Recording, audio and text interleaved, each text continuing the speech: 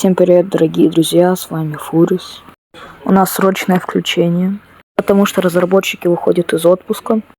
Фрэнк выпустил много анонсов, среди которых и Бравл Ток. Но Бравл Ток состоится в августе. У нас уже есть мнение о новом Бравлере.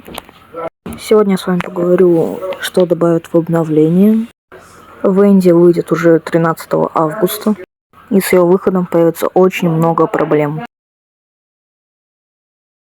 Я думаю, что такой формат видео должен хотя бы набрать 5 лайков. Ну, пока что подписывайтесь, там, ставьте колокольчик. Ранний доступ в Венди выйдет уже через день. 13 августа, вот что вам нужно знать. Событие, у вас будет 30 билетов.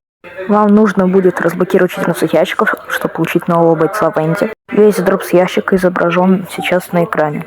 Можете ознакомиться. Все по дефолту, разработчики нас не удивляют. С другой стороны, понимаю, что этого бойца фиксили уже 2 раза. Венди будет самым сильным бойцом в игре. Мы ждем проблем, неполадок и всего очередного изменения баланса в игре.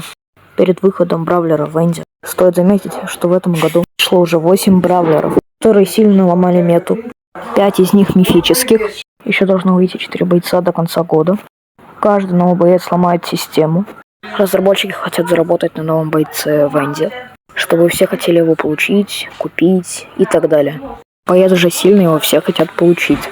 Чтобы его получить, нужно играть, донатить, чтобы забрать его первым. Поэтому разработчики ломают мету в каждом обновлении. А на этом все.